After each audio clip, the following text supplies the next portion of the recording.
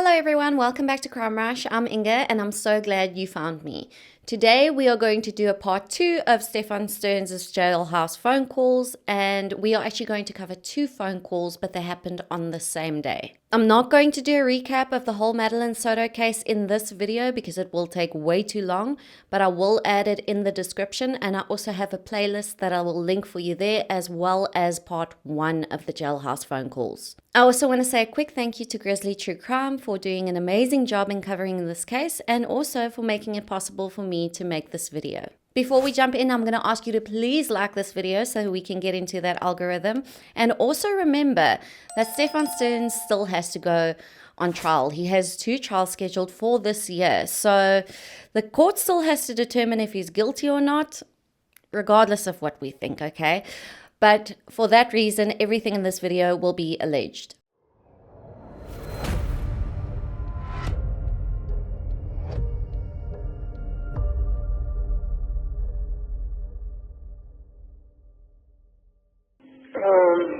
Well, I got a chance to look at the autopsy reports.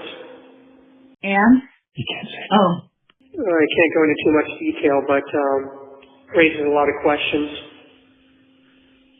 Okay. Well, you don't need to say any more. Interesting. So Maddie's autopsy results revealed that she died by strangulation. Now, I believe from listening to a call that we will still get to, Stephan is trying to make it seem like Maddie passed away while he was not in the room. He's making it sound like he was up and down and that she just passed somehow when he was not there. But we will discuss that in more depth when we get to that call. But I believe the reason why he says that the autopsy raises questions is because it's not corroborating the story that he wants to spin. Because if he was out of the room while she died, then that must mean if she was strangled to death, that someone else must have gone in there and done something. Or he is saying that the autopsy results are incorrect and that something else happened to her. When you went into that box, however, did you see a big plastic purple dragon? No. Nope. Big plastic purple dragon? No. You were probably in the wrong box then. Said it was in one of the large boxes at the foot of my bed. No, didn't see a big plastic purple dragon. Okay, well, in one of those boxes you will find a big plastic purple dragon, and that is one of the popcorn buckets. And that's not the one I'm talking about. That's just to show you that the popcorn buckets look like other things. But in that same box, you'll see a silvery gray looking sort of box with wheels on the bottom and a brown shoulder strap attached to it. That's the mouse droid. In that should be my watch. The mouse what? Mouse droid. M-O-U-S-E droid. Okay. What is a mouse droid? It's looks like a little, almost like a remote control car from Star Wars. You can Google it and see what it looks like, and then find a thing that looks like that with a brown strap attached to it.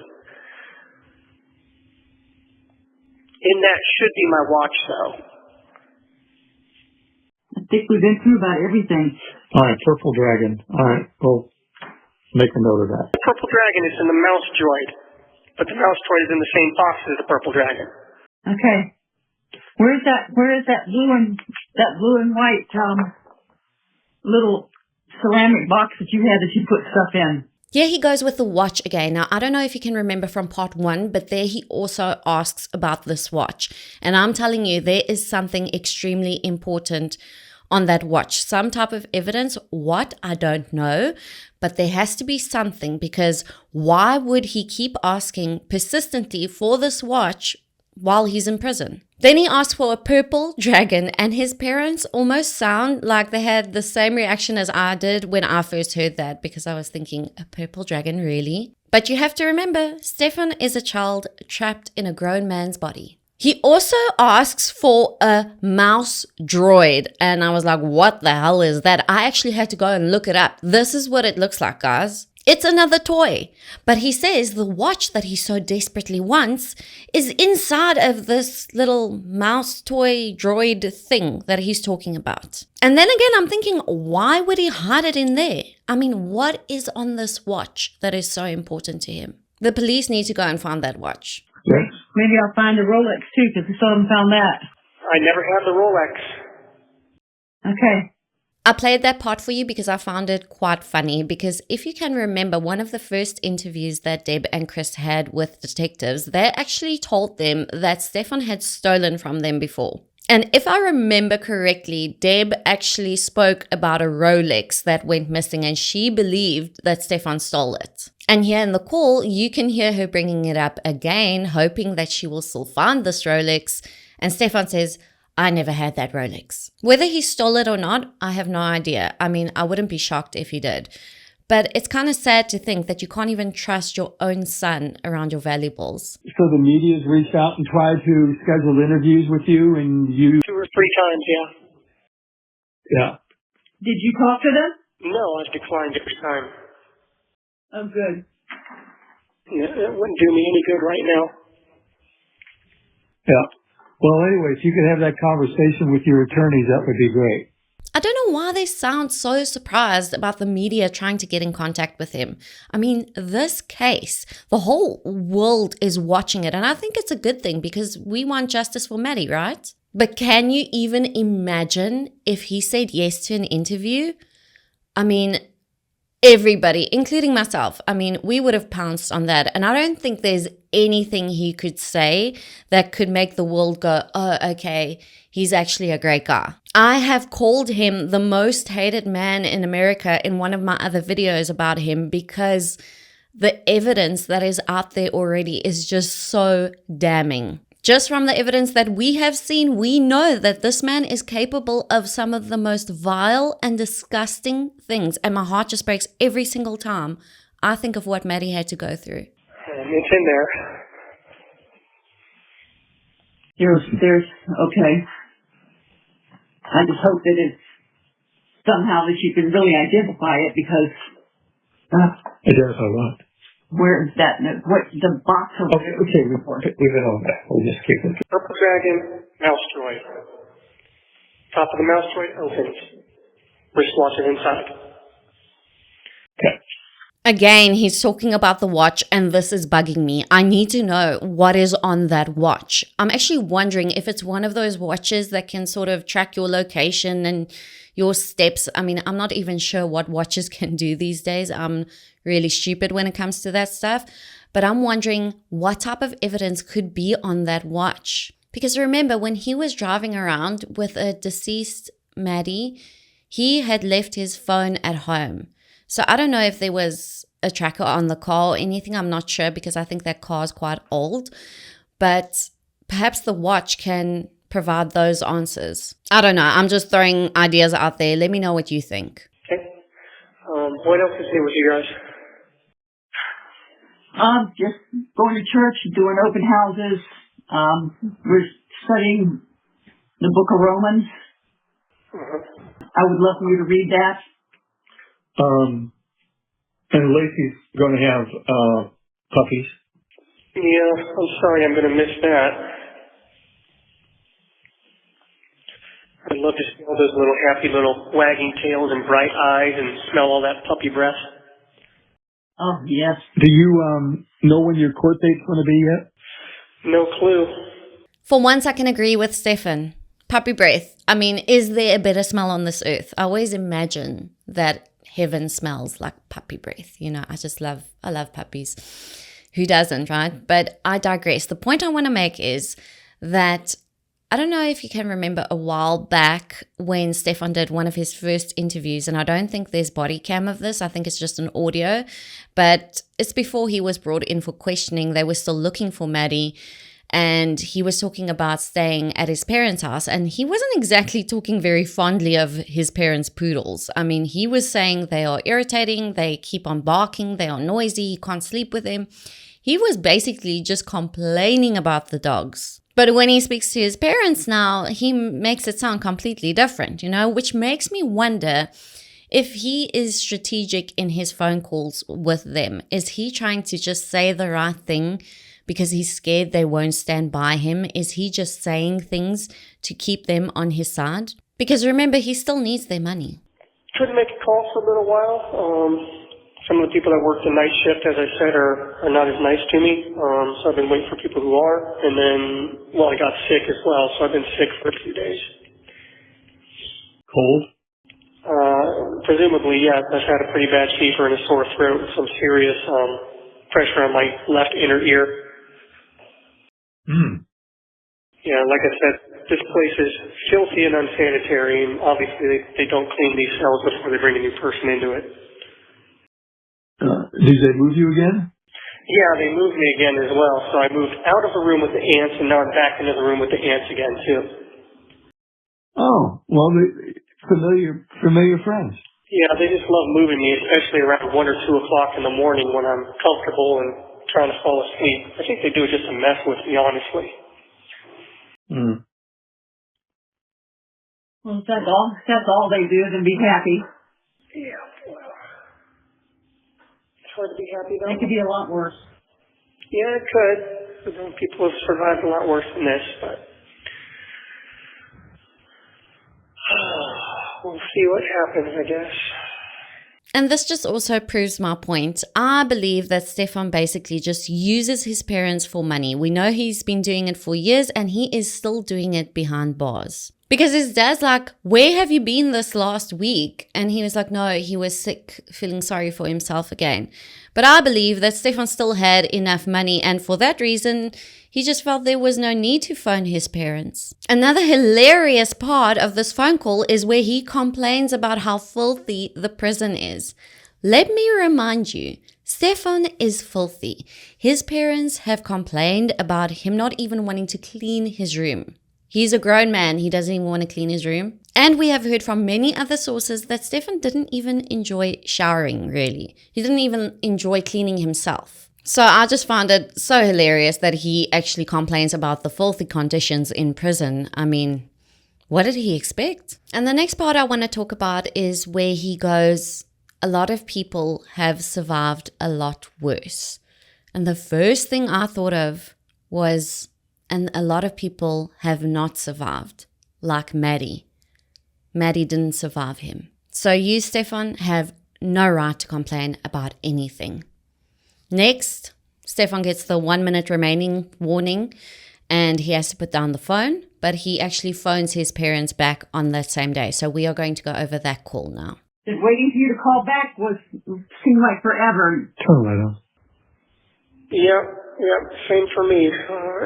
Time creeps by when I'm waiting to call back, and then just slides by real quickly when we're talking there. Just like I said, just like my breaks at work, 15 minutes is never quite as long as you think it is. Yeah. Hey, how's your eyes? Do you need reading glasses? You have to appreciate a mother's love here.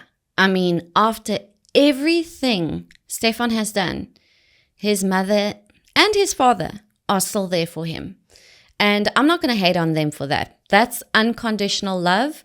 That is something you are supposed to have for your child. I love my son unconditionally, meaning there is nothing he can do, there is nothing he can say that could make me stop loving him. But I will, however, hold him responsible and accountable when he does something wrong. And that's what's important. And honestly, I don't always see that with his parents. I don't always see them holding him accountable. I could be wrong. I haven't seen everything, obviously.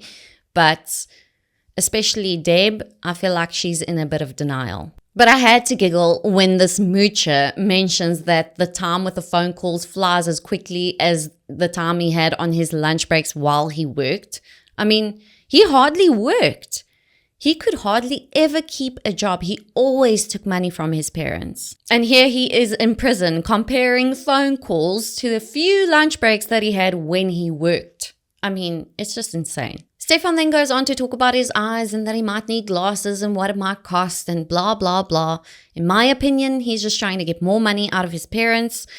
But he also talks about snacks and what snacks last in prison and what he should buy and all of this nonsense. But then he complains some more. This guy just keeps on complaining. In fact, here's another minute of Stephan complaining. Especially with the meals like they are. And, you know, you never feel full after a meal, so you always feel like in your stomach, especially after dinner, because that's around 6 or 7. And then there's nothing else until like 6 in the morning. Yeah. So, and you know me, I'm well, you've had a lifetime to you've had a lifetime of snacking all night long. Yeah, well, plus my metabolism doesn't help. Yeah. So. See, what's really killing me though is my back and my hips. The bed. Yeah, the quote unquote bed. You know, your bones sink right through and rest on the floor underneath. So it's, you know, it hurts your hips and then your knees are resting against each other, and it's tough. Yeah. When the lights are on, in these pods at Suicide Watch and Medical, the lights are always on overhead, and so they're real bright. So you try to find a way to block it out, and any way you lay is just terrible. Yeah. You get all the debris from the floor that ends up on your mat and your blanket, and it sucks. Yeah. Just really keep hoping that something's going to break in my favor with this trial. Honestly, I think he's better off without the snacking, okay? Because remember when they interrogated him and they stripped him naked? I legit thought this guy had 3 belly buttons. I'm not even kidding.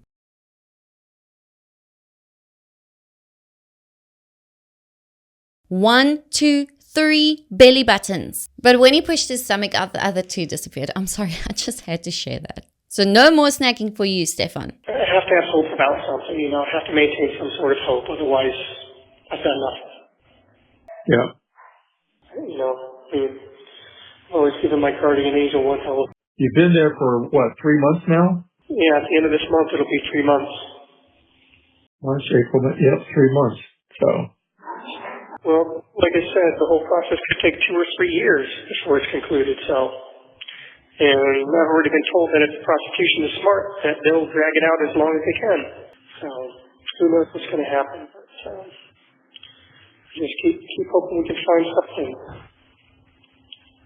Well, you know, as soon as you get some reading material and we know that arrives safely, then we can arrange for other stuff. Well, I don't think the prosecution feels the need to drag this one out, Stephan. I mean, the evidence is pretty damning, and I think they are pretty confident with what they have, and they probably feel they have a good idea how this case is going to go. After Stephan complains some more, his dad actually tries to make light of the situation a bit. That will be good, having my own little mini library with stuff that I like to read, instead of just what, you know. So when they move you from cell to cell, how do you move your stuff around? I toss it all in my blanket, close my blanket up, fold my blanket up into my mat, and then push it.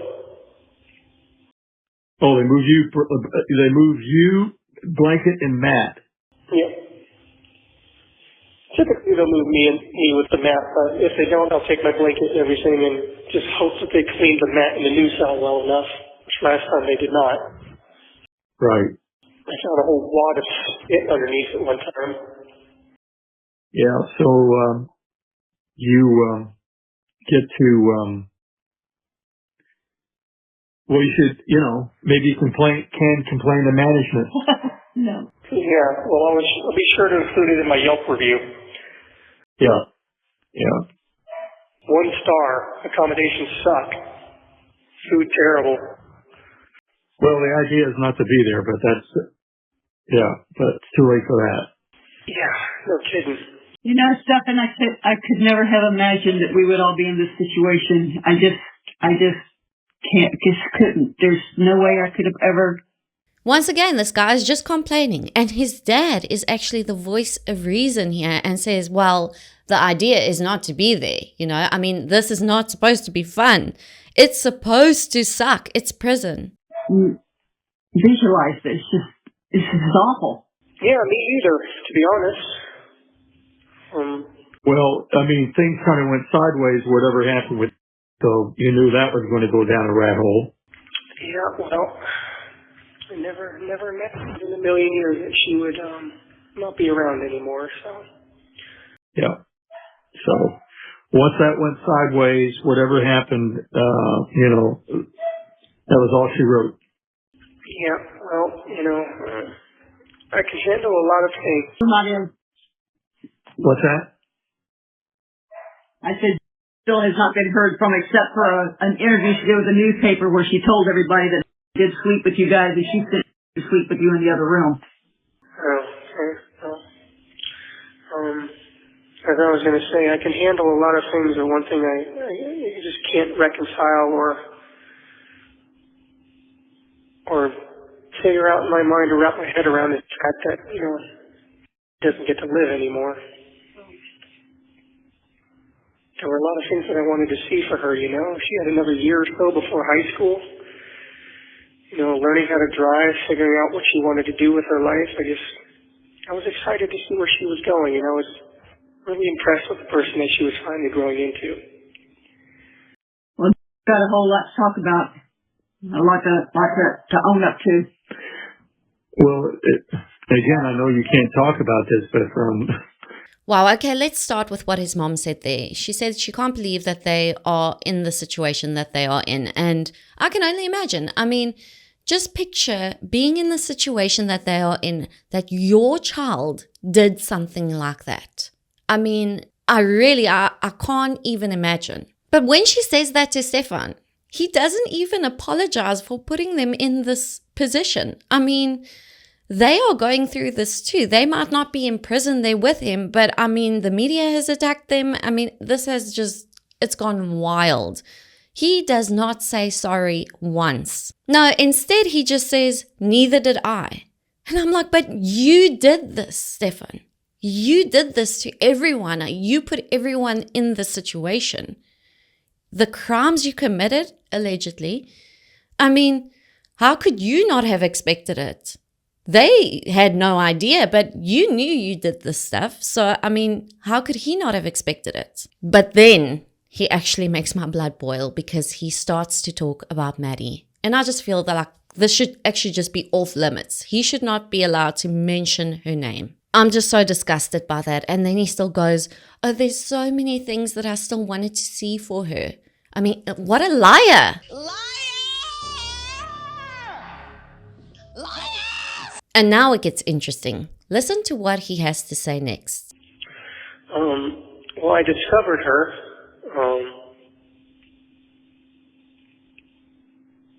in the state that she was in after everything was said and done. So, obviously I can't get into detail, but no, I was not aware that she had passed on.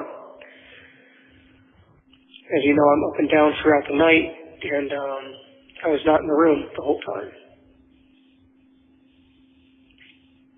I mean, it's not like you just suddenly feel someone's ghost pass away from them. It's a discovery.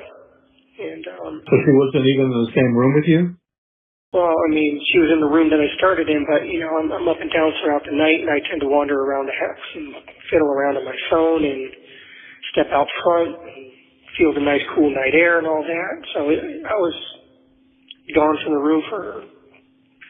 Obviously, I really can't get into too many details, but yeah. Okay. I didn't discover what had happened until just around dawn.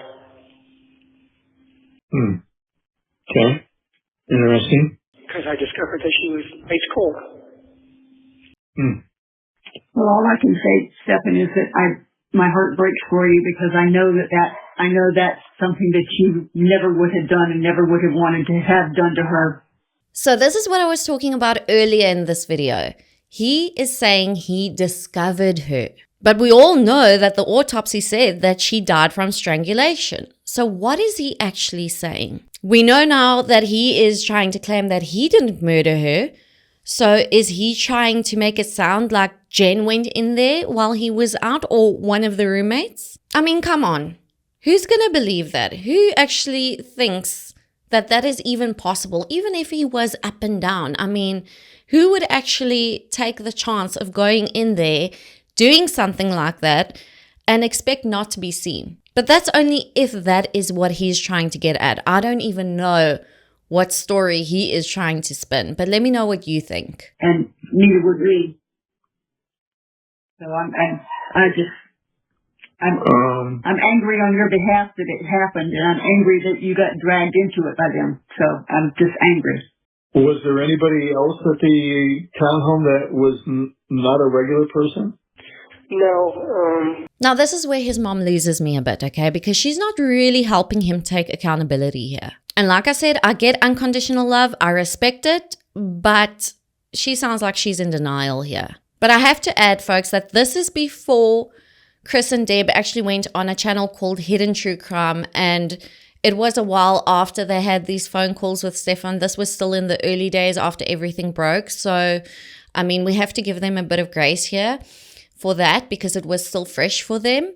But when they did the interview with Hidden True Crime, which was much later, they actually said that they accepted that Stephan was responsible and that he acted alone. But here in this call, at this point in time, she is definitely in denial because we know that she is aware of the SA material that they found on his drive and his phone. So she knows that. But then when he says he didn't murder her, that he's not responsible for her death, she immediately sounds like she believes him, which is insane. It's probably what she wanted to believe, but she is aware that her son is a liar. She's known it for years. He's lied to her about many things before. I mean, they've actually said that to detectives, that he is a liar. So I find it very strange that she just accepts what he's saying here without thinking about it. But I guess it could be shock. I don't know. But she sort of loses me with this part of the call. And it actually gets worse because she says, I'm so angry that you got dragged into this. Almost like he was dealing with peer pressure or something, or that like someone forced him to do this. No, ma'am. He made his choices. He was not forced. This is what he decided to do. Which is why, I keep saying that I'm not sure that there's any one person, honestly, to blame. But they're certainly trying to blame me. And according to the autopsy report, like I said, raises a lot more questions, but they seem to be settling on trying to say it's homicide. Like I said, it has something to do with bones in her throat, but take that to mean what you will. Yeah. Okay. Yeah. All right. But I would never have done anything like. No. I mean, you're the same person that cried when I asked you to dispatch a little bird that broke it. It was a homicide. She was murdered. But it's interesting that he says he doesn't think that there is someone to blame. How is he implying then that she passed away? I'm wondering if he's going to say something like it was the maids, like she had an overdose or something.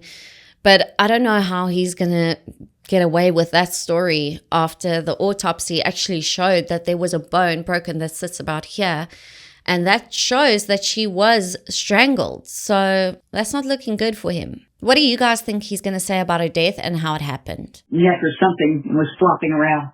Yeah, same person that cares about people, cries at movies. Yes, I know. And then there was Skippy. Skippy, yeah. Rue. Jaybird, yep, I remember them all. Burying them was very hard for me. All I know, Stephan, is when I look at a picture of you and I look into your eyes, I don't see a monster there. I don't see a bad person there. I see my son who I love. Well, thank you. And I know that I'm not a bad person or an evil person or a monster. No. But you do need to dive into the Bible head first and stay in it because you need grace and you need God on your side as a warrior on your side. I keep asking him to help me through this somehow. I know that And you still don't have a Bible? I have a Bible. I have a King James version. Okay. Well, we're looking into getting your large print Bible. So, His mom is trying to say that he is a good person and then he just goes and agrees with her. I mean, are you joking? You are talking about something he did as a kid. Why don't we talk about what he did as an adult? I don't care how many birds he rescued. And listen, that's a big passion of mine. My husband and I, we rescue animals. We always have. We actually met through that. So that actually means a lot to me. But I don't actually think that makes me a good person because I rescue animals. Let's look at what he did to Maddie.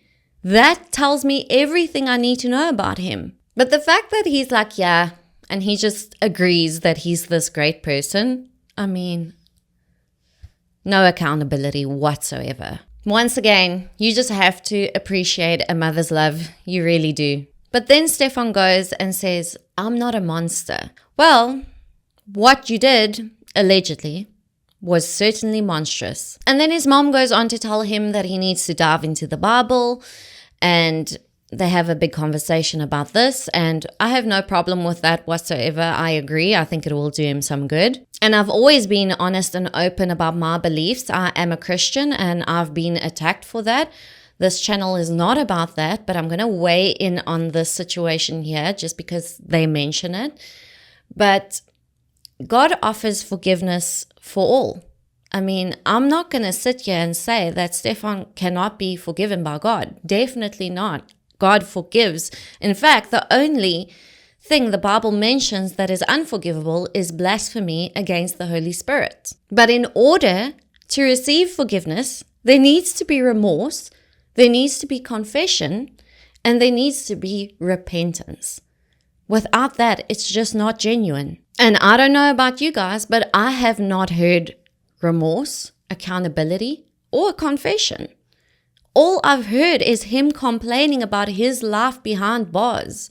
There is no accountability there whatsoever so far. And even if he reaches the point where he truly has remorse for what he has done and he confesses to everything, then he still needs to pay the consequences. We all do.